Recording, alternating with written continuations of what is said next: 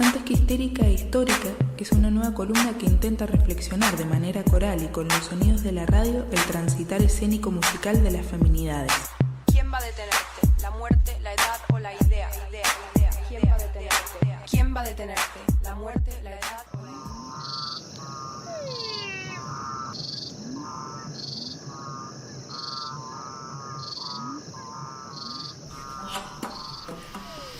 Bueno, esta es la columna número 65, yo la he titulado La música, la historia, otra, porque no voy a hablar de una sola persona, sino más bien de una época y está construida alrededor de un montón de preguntas que me hago yo y en las que me basé en una investigación muy interesante que bueno, ahí vamos a ir recapitulando. Pero para empezar, y siempre con una cita de alguna pensadora, decimos: así es, dijeron ellos.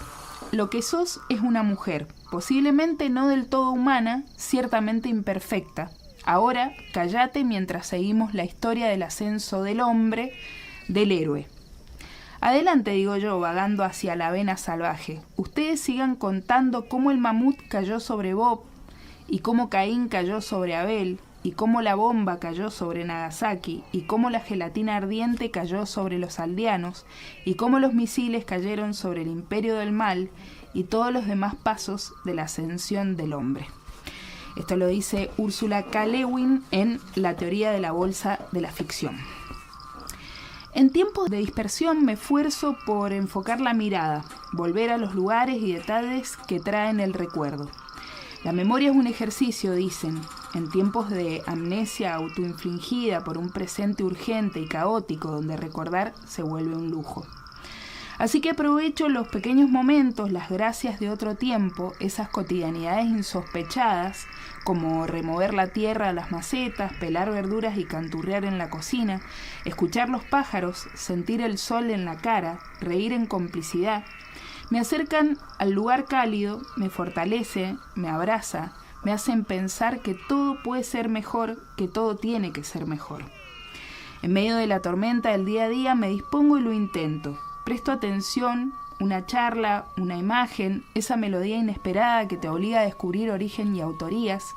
Mirar por la ventana del colectivo, la ciudad que pasa a toda velocidad entre árboles, personas, autos, edificios desocupados, edificios de gobierno, plazas, negocios, bicis, semáforos, nubes, todos a toda velocidad. Alguien durmiendo en la vereda, vendedores de fruta en las esquinas y malabaristas y músicos también. ¿Siempre habrá sido así? ¿Qué espacios de desarrollo habrá tenido la música en otro tiempo? ¿Habrá corrido la suerte del eterno no hay lugares para tocar? ¿De la dirección por privado de algún patio o casa? ¿Qué escenarios habrán ocupado las feminidades en esos circuitos?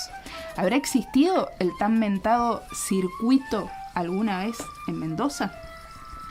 Algunas anécdotas e historias están contadas en la investigación de María Antonieta Sacchi de Serioto en el libro La música incansable viajera, 60 años de prácticas musicales en Mendoza, de 1852 a 1912, en la que a partir de documentos escritos extraídos de los diarios El Constitucional y Los Andes, entre otros documentos, podemos aventurarnos a imaginar cómo eran los viajes de músicos, los lugares y eventos donde habitaba la música en vivo, cómo era la formación, la difusión musical, etc.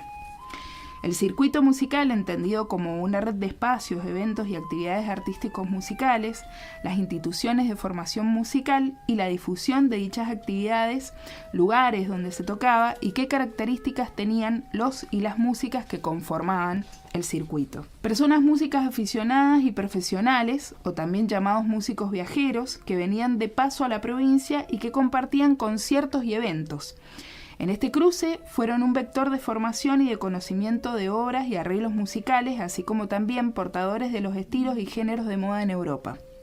El lugar que ocupaba Mendoza dentro del mapa cultural del país como ciudad de paso entre las capitales Buenos Aires, Santiago de Chile, Buenos Aires. Sacchi de Mariotto cuenta sobre los viajes de los músicos a mediados de 1800. Interesante la aventura de irse de gira a Chile. Prestemos atención. Podemos hacernos una idea de los azarosos viajes de los músicos viajeros si tenemos en cuenta que el Camino de Uspallata o Camino de la Cumbre implicaba ascender a lomo de mula con todo el equipaje por un sendero del Portillo del Bermejo hasta un cerro de 3.854 metros, donde actualmente se encuentra el Cristo Redentor, y luego descender hacia el Piedemonte por cualquiera de las vertientes de la cordillera. En 1858, el pintor francés Juan Léon Palier, que iba camino a Chile, relata en su diario de viaje el encuentro con la compañía de Ida de Elvira. Ida de Elvira era una cantante italiana que había estado en Buenos Aires y había sido llamada la Sirena del Plata. O sea, muy muy conocida, y estuvo actuando en Buenos Aires entre 1851 y 1855. Su compañía, junto a la de Juan Carlos Casanova y Luis Guglielmin, es la que se encuentra a este pintor y de la que cuenta esta anécdota. Esta compañía estaba volviendo de Santiago. Dice, en las proximidades de San Luis, en el medio de una plaza de un pueblo, habían estacionado y cubierto con una tienda improvisada con palos, frazadas y chales el coche dorado y pintado en el que viajaban. Desde Mendoza ya habían volcado 2 veces, aunque finalmente la segunda vez, dice, el coche estaba vacío. Las escapadas de músicos viajeros y de algunas compañías, o el paso por Mendoza de otras en tránsito desde Santiago hacia Buenos Aires y viceversa, se hacían en los meses de verano, generalmente de diciembre a marzo, cuando la cordillera era transitable. La duración de estas pequeñas temporadas no era previsible, ya que generalmente dependían del estado del camino a Chile. Más de una vez, esto me pareció muy, muy interesante. Más de una vez, al abrirse el paso, los músicos interrumpían sus actuaciones y partían rápidamente hacia sus destinos prefijados. Las temporadas de ópera fueron más frecuentes y distribuidas a lo largo del año, cuando se inauguró el ferrocarril trasandino Los Andes-Mendoza recién en 1910. O sea que yo me cargo la batería al hombro. Sí, a mí abren el paso y yo me voy, no importa si estoy en el medio del concierto, qué está pasando. Bien. Interesante pensarnos en esa tensión, digo, y tratar de traerlo al presente. Pero bueno, interesante pensar qué pasaba también con el público, quiénes iban a escuchar música en vivo y qué tipo de música. ¿Qué repertorios llegaba a las masas o a las élites mendocinas de los siglos XIX y principios del XX? Y si algo de todo eso tiene que ver con nuestros hábitos actuales como público.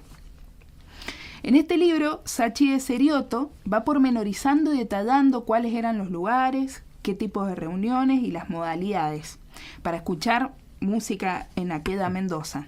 A esta columna traemos algunos ejemplos de manera muy sintética, pero es muy interesante el libro. Si tienen posibilidad de encontrarlo y leerlo, ha sido editado por la editorial de la UNCUYO. Es muy interesante. Bueno, pero Sachi de Serioto comenta en este libro. Dice, desde 1852 hasta las primeras décadas del siglo XX, gran parte del esfuerzo por mantener la vida musical de la ciudad se debió a los aficionados locales. Por supuesto que estamos hablando de la música académica. Esto lo va a ir aclarando, pero yo lo digo porque lo he dado por supuesto. Entonces, bueno, los aficionados locales se encargaron de mantener viva la música, como sucedió también en otras urbes de Latinoamérica. Esfuerzo que se veía legitimado por la presencia de la élite en el teatro, en la iglesia, en los lugares públicos y salones familiares.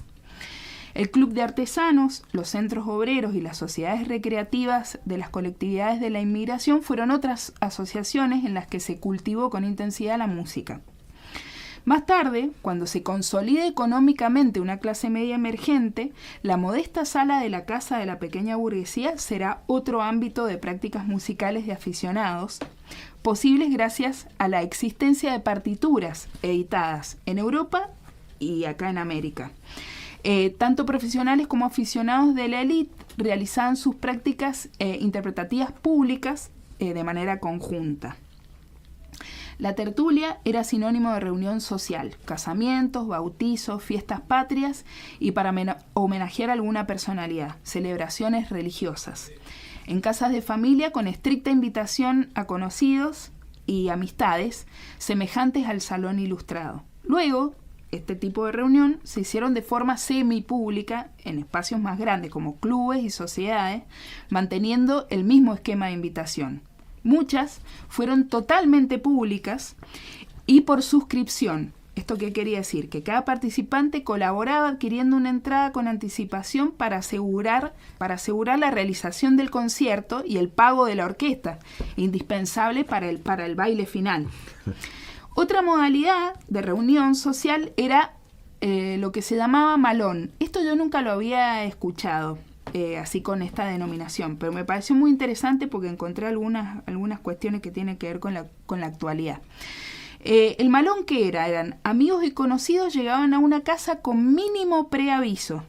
No sé qué le suena a usted. Yo lo he practicado. Bueno. Y a lo mejor Ariel Butini también, en nuestra juventud. Bueno. Llegan con mínimo preaviso, con la música y las viandas necesarias para la fiesta.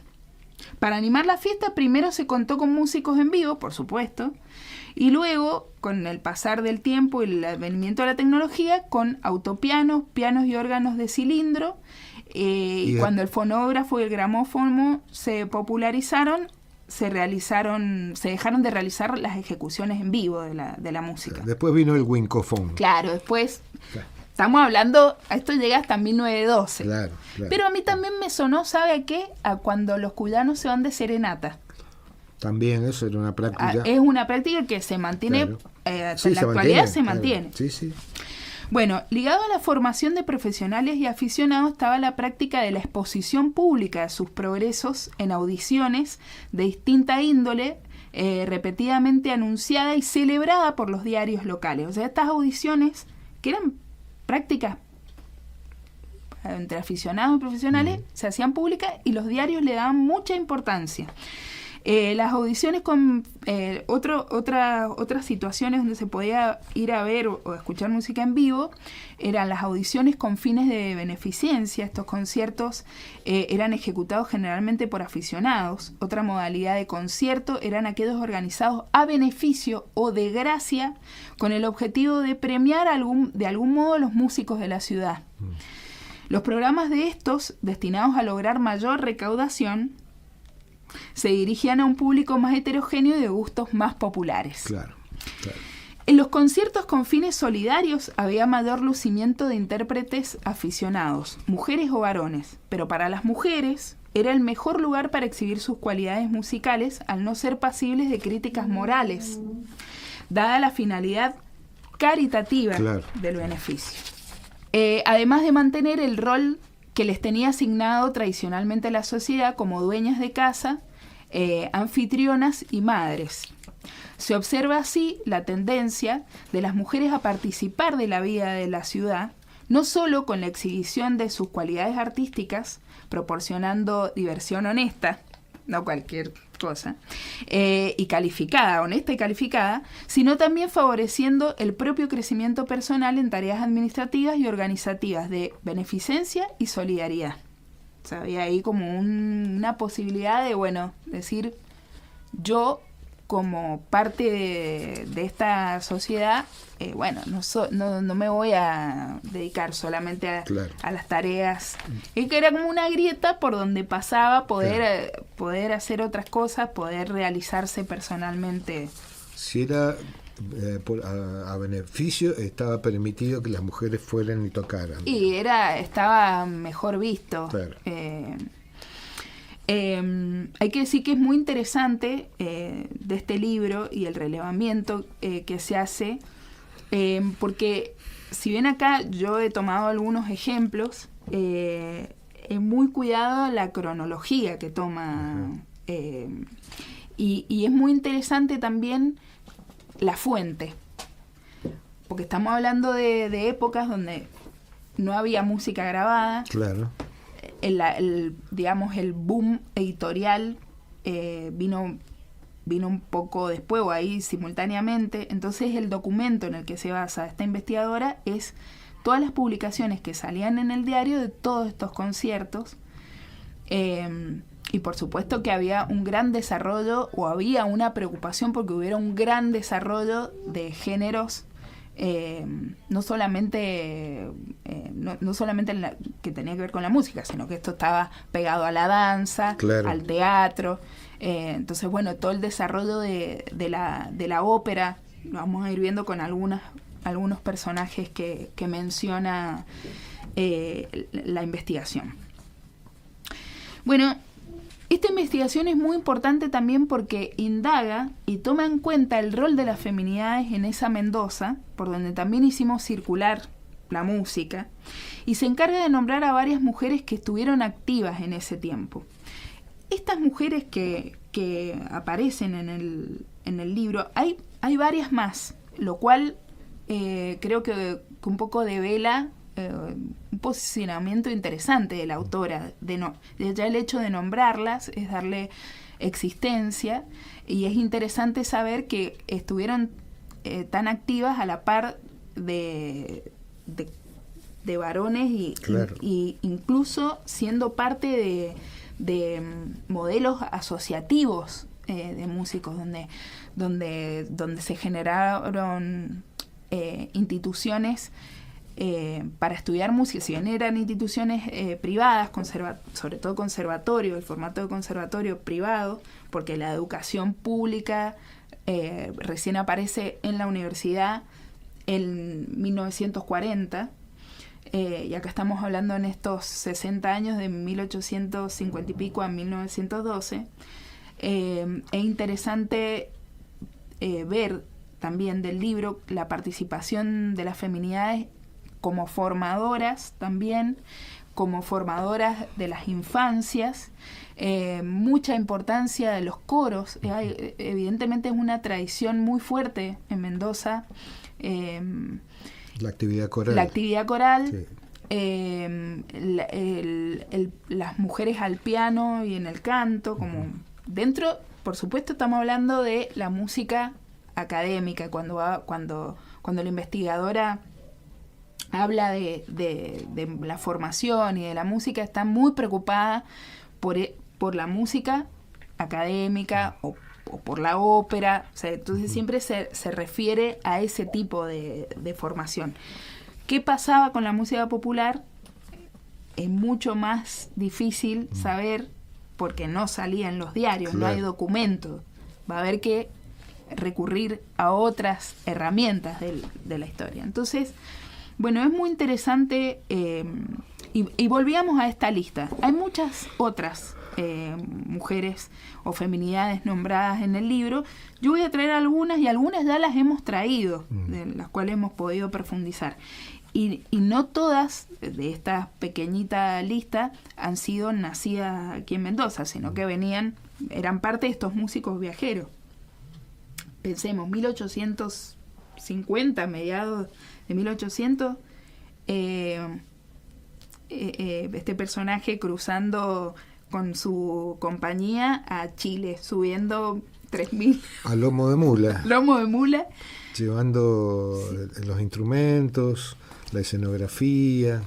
Yo siempre vuelvo a la anécdota de no hay mujeres en la música. Miren, siempre ha habido.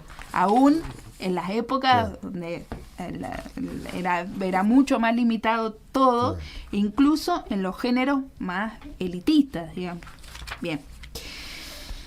En el libro es mencionada una de estas mujeres, Gumersinda de la Reta, pianista, compositora aficionada, autora de un vals brillante, La Caridad, que obsequió para una rifa de la Sociedad de Beneficencia en 1867. Todo eso que tiene título, que tiene nombre, que tiene año, ha sido publicado, hay fuente atrás de eso, entonces es muy importante.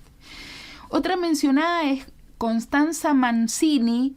Ahí hay algunas situaciones con el nombre, que está a veces publicado de distinta manera en la fuente.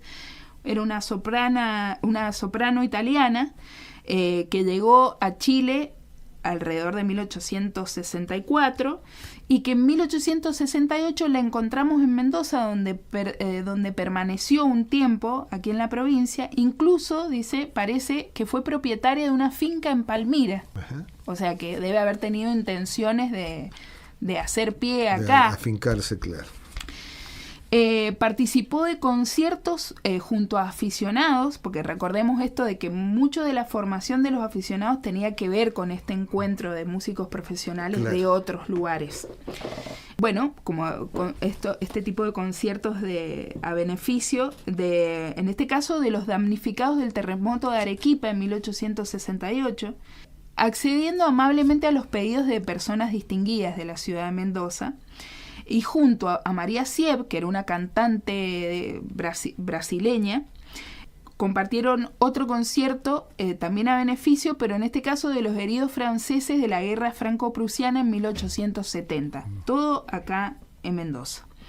Otro nombre que aparece es el de Marieta Moyo, que entre 1855 y 1869 actuó con mucho éxito entre Chile y Perú y que alrededor de 1866 se encuentra aquí en Mendoza.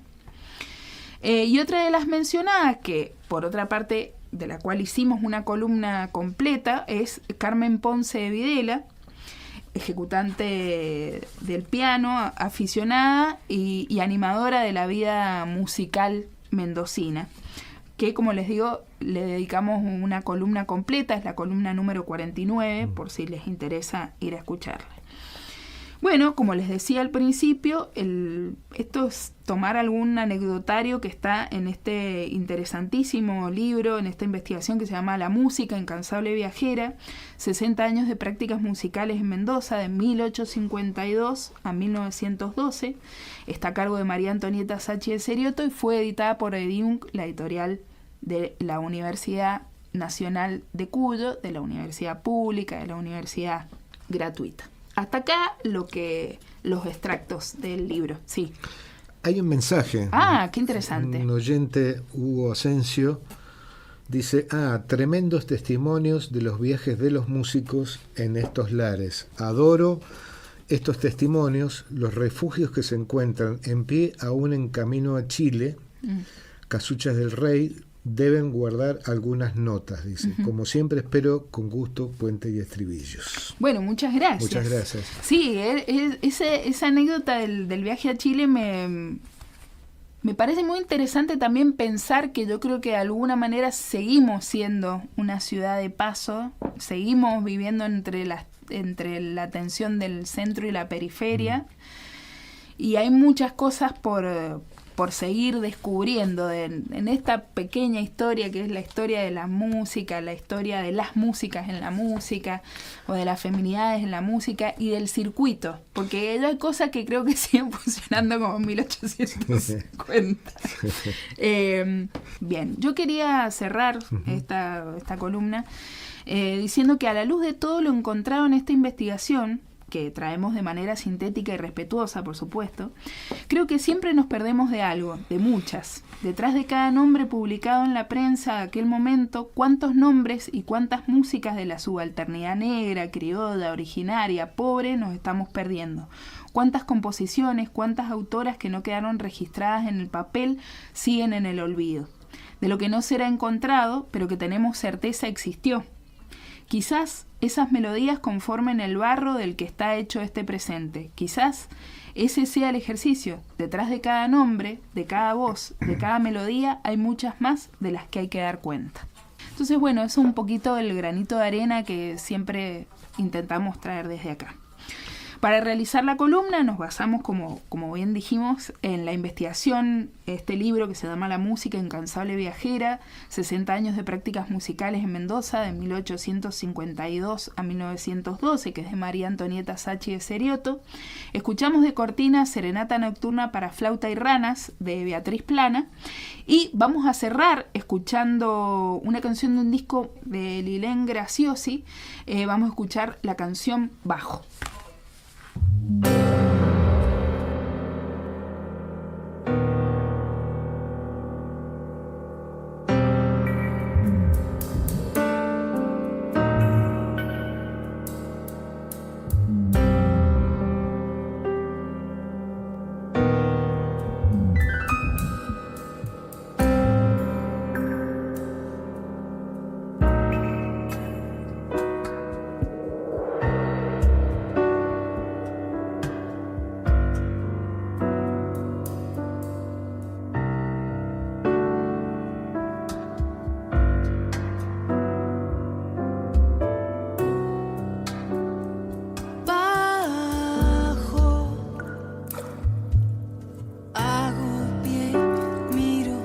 Sigo abajo, sé que puedo subir.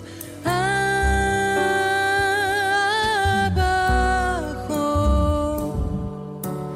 hago pie, miro,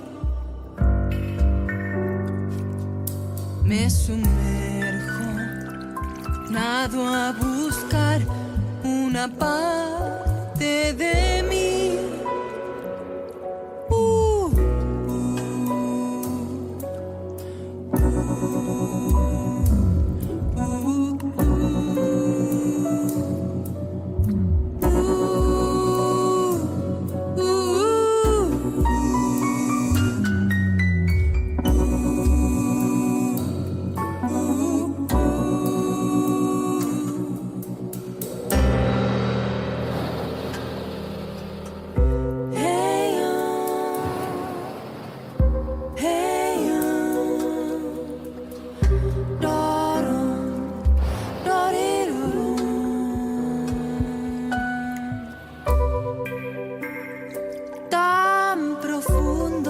La presión parece desaparecer, puedo rastrear